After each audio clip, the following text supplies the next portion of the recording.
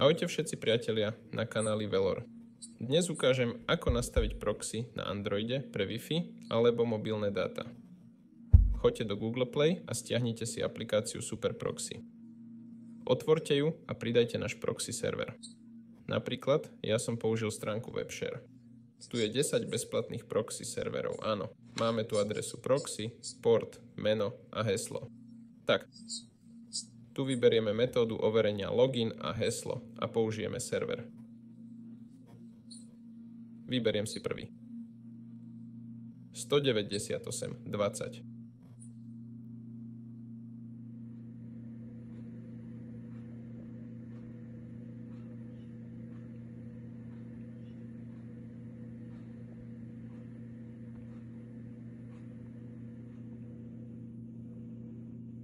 Tak.